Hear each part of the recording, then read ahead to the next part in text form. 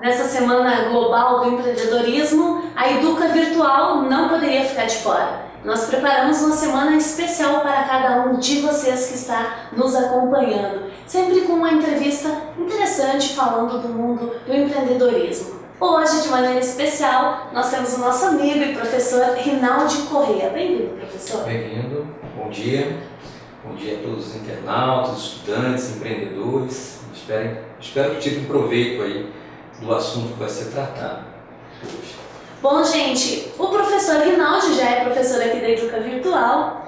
Ele é mestre em administração de empresas, coordenador de pós-graduação no Senac São Paulo e, claro, nosso colaborador, como eu disse aqui no início. O nosso tema hoje, professor, é a importância da estruturação financeira para o empreendedor e seu negócio. Lembrando que nessa estruturação tem o planejamento, o controle, a organização. Professor, para início de conversa, nos anos 90, o Brasil passou por mudanças significativas, principalmente advindas da abertura da economia e da implantação do Plano Real.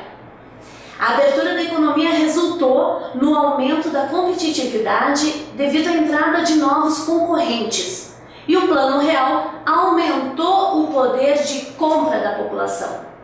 Esses dois fatores juntos modificaram profundamente o cenário econômico e social brasileiro. Aí eu te pergunto, professor, já que é o especialista na área, diante de tantas mudanças, quais foram os impactos mais significativos nas empresas e como se adequaram a esse novo cenário?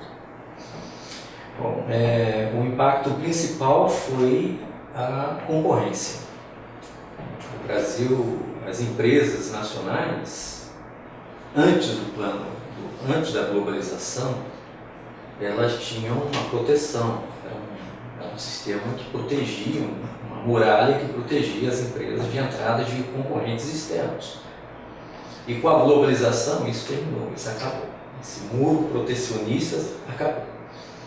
E os concorrentes internos entraram no mercado nacional com uma melhor qualidade, com um custo muito inferior. E o Brasil não se viu preparado para competir com esses novos concorrentes. Então, isso causou um forte impacto na questão da competitividade. O Brasil perdeu competitividade. E o processo de se adequar a essa nova realidade, ele foi bem traumático aqui no país. Então, entenderam que a redução de custos estava ligada em diminuir o número de funcionários. As demissões elas foram feitas em massa, né? As empresas começaram a enxugar o seu quadro de funcionários e isso de fato prejudicou o desempenho das empresas. Isso trouxe um fator negativo na rentabilidade do desempenho das empresas aqui no país. Aos poucos as empresas elas foram se adequando a isso. Agora, ser competitivo significa você não mais pensar nos seus custos. Você tem que pensar nos seus custos, na sua qualidade. E você precisa pensar em atender perfeitamente as necessidades do seu consumidor. Isso é ser competitivo. Ter qualidade é a empresa poder estar satisfazendo a necessidade do seu público. E o seu público não se restringe apenas ao consumidor, ao cliente. O seu público também se restringe aos seus funcionários, aos seus investidores, à comunidade em volta da empresa. Então, hoje os empresários eles precisam pensar em satisfazer todos esses públicos para ter qualidade. O fato hoje é que empresas elas se igualaram em termos de custos, preços, né? Qualidades. Agora, o que está predominando hoje é o fator diferencial. É a empresa buscar a coisa diferente. A inovação hoje é fundamental. As pessoas esperam por isso. Esperam por isso. O público espera por isso. Sai na frente aquelas empresas que têm uma capacidade inovadora e que conseguem trabalhar com nicho de mercado, aquela parte que o consumidor ainda não está satisfeito, A empresa que consegue descobrir esse nicho é uma empresa que sai na frente hoje, em termos de diferenciação. E para você diferenciar hoje, são pessoas que fazem isso. Então a empresa tem que ter um quadro de pessoas bem motivadas, a empresa tem que ter um quadro de pessoas bem preparadas, qualificadas e com o conhecimento necessário, com as capacidades necessárias para poder preencher essa necessidade atual do mercado. Professor, a gente falou de competitividade, da situação das empresas que não se adequaram bem nesse meio, mas eu pergunto, o brasileiro, ele estava preparado para ser um consumidor mais ávido? A gente tinha condições e tinha maturidade para esse aumento na competitividade e na venda de produtos, nessa compra que em muitos casos pode até ser desenfreada? Como é que era a cabeça do brasileiro nesse cenário? O brasileiro não tinha, nem estava preparado para isso mesmo.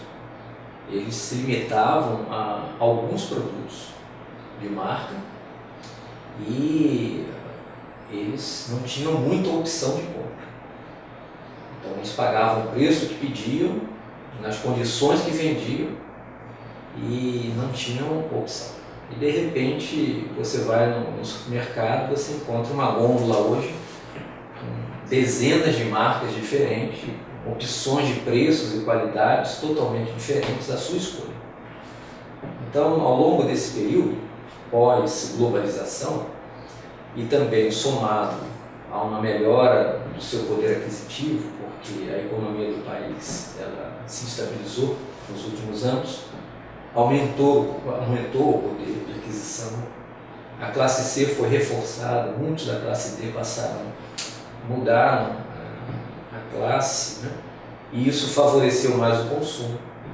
Então, hoje, o consumidor hoje, protegido por um código de consumidor, que já estamos aí há 21 anos já com esse código de consumidor, que orienta, instrui melhor esse consumidor.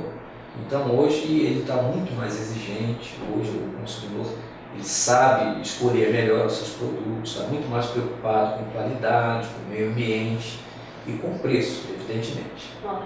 E questão do preço, essa nova cultura, esse novo perfil desse consumidor, fez com que não houvesse mais a fidelidade na marca. Então, hoje é comum os consumidores estarem mudando de marca por questões de preço. Né? Há pouco tempo nós vimos marcas famosas como Coca-Cola, elas perderem mercado para empresas menores, por questão de custo, de preço. Até porque as pessoas comparam, né? As pessoas passaram a comparar isso e levaram isso em consideração.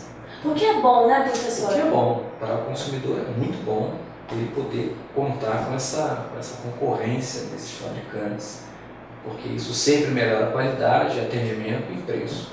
Está certo. Bom, professor, segundo dados do Sebrae, 99,2% das empresas no Brasil são micro e pequenas empresas. Algumas delas são de administração familiar, o que pode ser bom ou não, tem que ponderar. Juntas empregam aproximadamente 60% da mão de obra do país e já contribuem com 20% do PIB nacional. Sem contar que sua participação nas exportações brasileiras já está em torno de 28%. Infelizmente, a taxa de mortalidade das micros e pequenas empresas ainda é muito elevada. Professor, quais são os fatores que levam essas empresas a fecharem as suas portas em tão pouco tempo? Olha, são muitos fatores, alguns fatores. Por exemplo, há empresas que fecham por questões de planejamento. Não se planejam, não fazem um estudo de mercado. E empresas fecham porque não tem cliente, não tem quem compre os seus produtos ou serviços, elas fecham. Outras empresas fecham por questões logísticas, sua localização. Ou elas estão muito longe dos seus fornecedores, ou elas estão muito longe dos seus clientes, que aumentam os seus custos logísticos, inviabilizando o seu negócio, e eles fecham. Outras empresas fecham por questões tributárias, né? O país tem uma carga tributária muito alta, muito pesada, E esses microempresários, como recebem muito pouca orientação sobre planejamento tributário, eles acabam se prejudicando por essa alta carga tributária. E muitos fecham por isso também. E um outro fator predominante também na mortalidade das empresas é a administração financeira. Pois é. E muitos desconhecem os controles financeiros, muitos desconhecem o que é um plano de finanças e acabam tendo grandes dificuldades, abrindo muitas lacunas no seu controle financeiro que prejudicam a gestão da empresa, inviabilizando a operação dessa empresa. Professor, desculpa cortar, mas quando o senhor fala que é um prejuízo financeiro grande e a gente citou a administração familiar, seria assim, aqueles deslizes no fechamento da conta, aquelas desatenções, o não controle do que vai acontecendo no dia a dia da empresa? Exatamente. Isso é uma realidade, isso é um fato.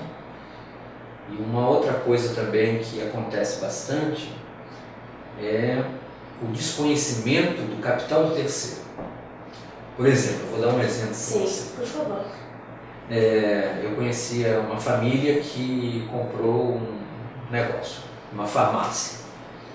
E no final do dia, os 3 irmãos abriam o caixa da farmácia, pegavam todo o dinheiro que estava no caixa, dividia por 3, eles enfiavam o dinheiro no bolso e gastavam o dinheiro, pensando que aquele dinheiro era deles.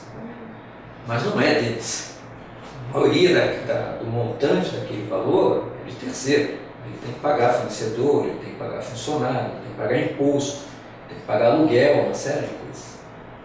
E as pessoas desconhecem isso e fazem uso daquele capital. E quando chegar no momento em que tem que cumprir com essas obrigações, gastaram o dinheiro, não tem mais como gastar. Então eles começam a entrar em empréstimo, começam a fazer descontos duplicadas, começam a descontar cheque com agiotas, e eles começam a pagar uma taxa de juros muito alta, começam a corroer todo o seu lucro, toda a sua rentabilidade.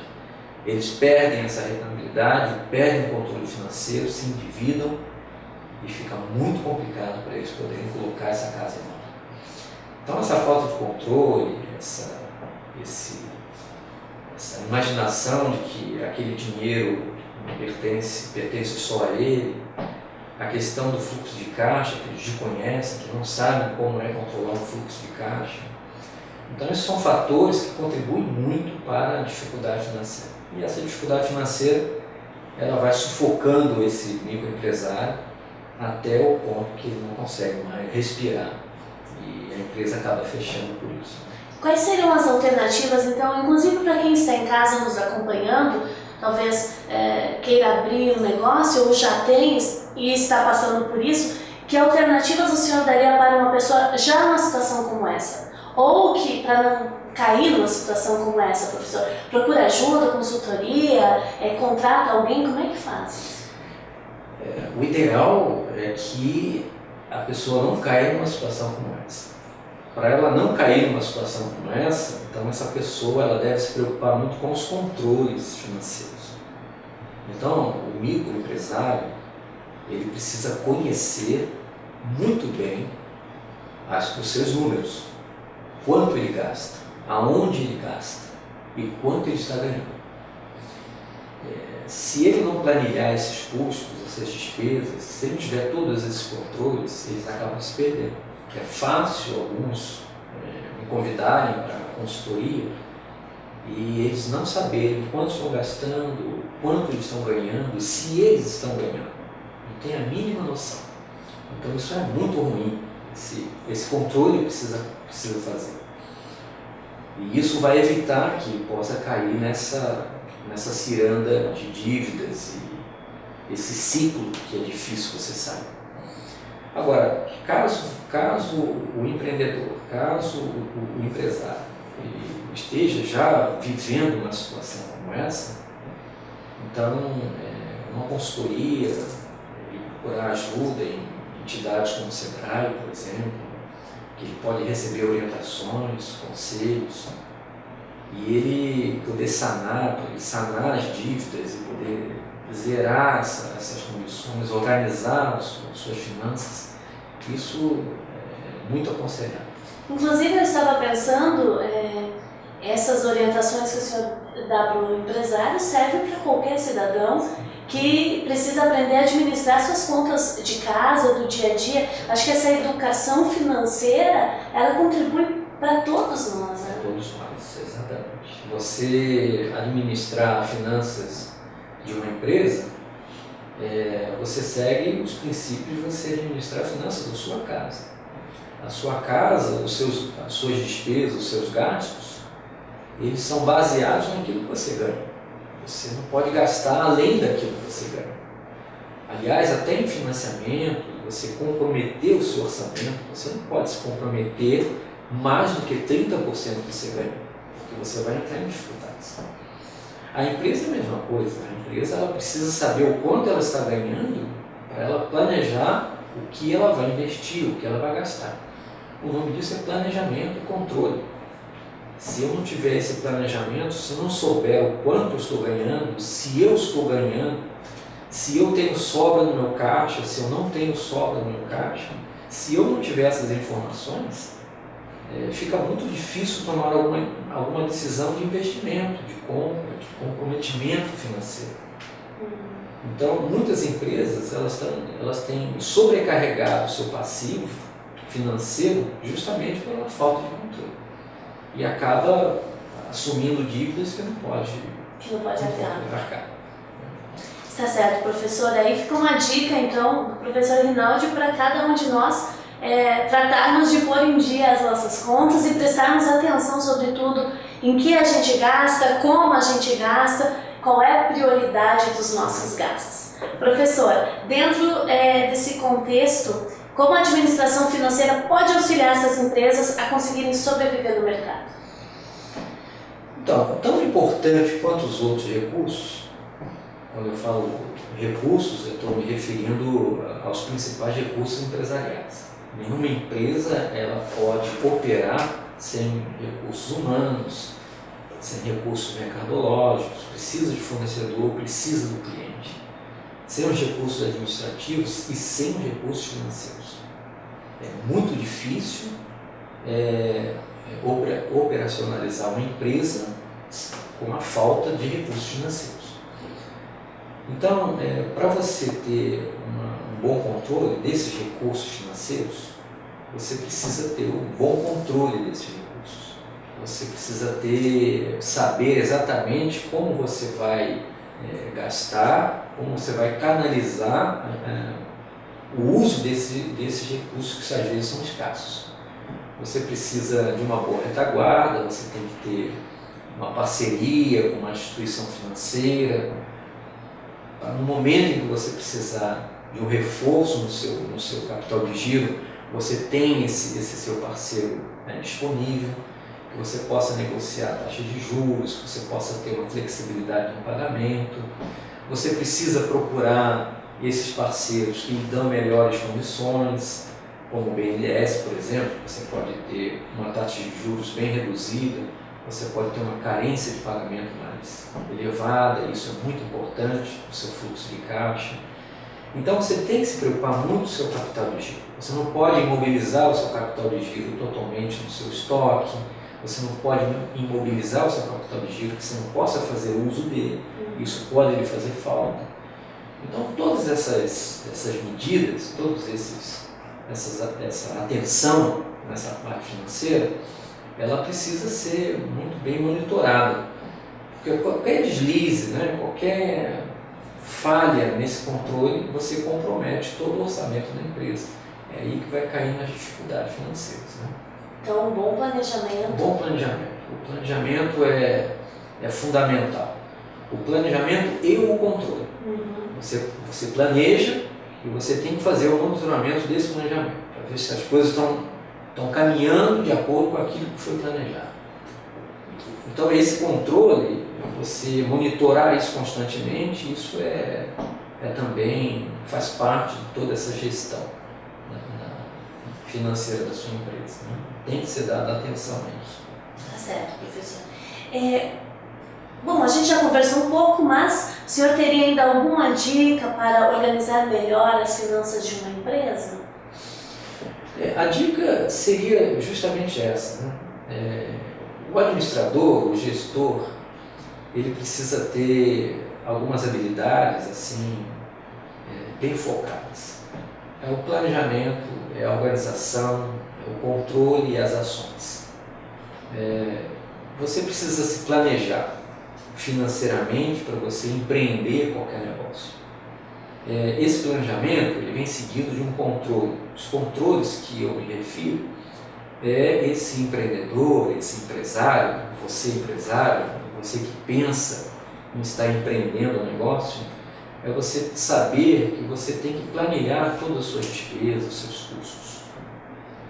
Você tem que ter um sistema muito eficiente que possa lhe ajudar a facilitar esse trabalho de controle, em que você facilmente tem na tela do seu computador como anda o seu caixa da sua empresa, quais são as datas de vencimento dos seus compromissos, qual é o seu fluxo de caixa, como você está no seu controle diário de caixa da sua empresa, se você tem recursos que você possa cumprir com as suas obrigações no mês seguinte, fazer sua previsão de pagamentos.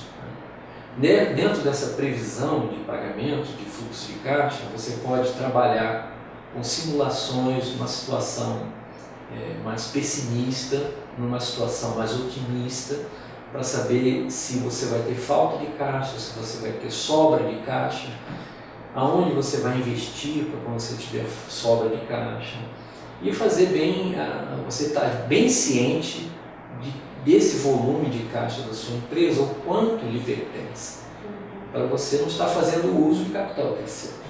E não fazer falta. De repente você não abrir uma cratera no seu controle financeiro. Então tudo isso são dicas que o empreendedor, o empresário precisa sempre estar atento, para que ele não caia numa situação ruim financeira da empresa. Professor, para quem está em casa, em muitos casos jovens que estão nos acompanhando, pessoas que estão querendo iniciar o seu projeto ou mudar um pouco o rumo daquilo que já estão fazendo como empreendedor, a perspectiva atual no Brasil é positiva para investir, tem meios, tem possibilidade, a pessoa pode ter sucesso no seu empreendimento? Sem dúvida nenhuma, a pessoa pode ter sucesso. Aliás, o Brasil tem se despontado como um país empreendedor. Para você ter uma ideia, de cada 100 brasileiros, 12 estão empreendendo no negócio. E agora, a grande questão de empreender, alguma ideia, você poder colocar isso em prática, você tirar a sua ideia da cabeça e você colocar isso, transformar isso num negócio rentável, a grande questão é o seu planejamento. Existe algo que se chama um plano de negócios. Antes de você investir qualquer capital, você precisa colocar a sua ideia no papel. Tudo que você pensa em fazer, você precisa colocar no papel. No papel, você vai planejar quem vai ser o seu consumidor, qual o seu público-alvo, quanto você pretende cobrar por esse serviço ou produto que você vai vender. Qual a sua ideia de receitas desse negócio? Como você vai atingir esse público que você pretende trabalhar? Qual o perfil desse público? Que classe social você pretende atingir? E qual a sua localização para você atingir essa classe social? Qual é a mídia? Qual é o canal de comunicação que você pretende fazer para atingir esse público? Então, todas essas informações você vai colocar num documento chamado Plano de Negócios. E esse plano de negócios ele tem que ser muito bem estruturado. Então, se você precisar de um investidor, se você precisar de um empréstimo no banco, você tem que ter um plano de negócio muito convincente para que as pessoas acreditem e que possam ver que esse negócio possa ser viável. Antes de qualquer investimento, você não pode pensar em fazer sem antes você montar o seu plano de negócio. Montando o seu plano de negócio, aí você vai colocar todo o seu planejamento em prática. Muitos empreendedores, eles têm sido bem-sucedidos por ter elaborado um bom plano de negócio. ao contrário disso, é verdadeiro. A realidade mostra que a mortalidade de micro e pequenas empresas acontecem porque justamente as pessoas deixam de fazer o seu plano de negócio.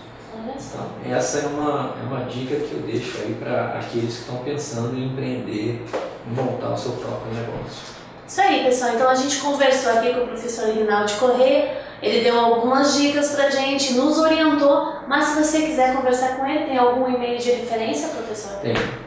Vocês podem entrar em contato com www.sp.senac.br.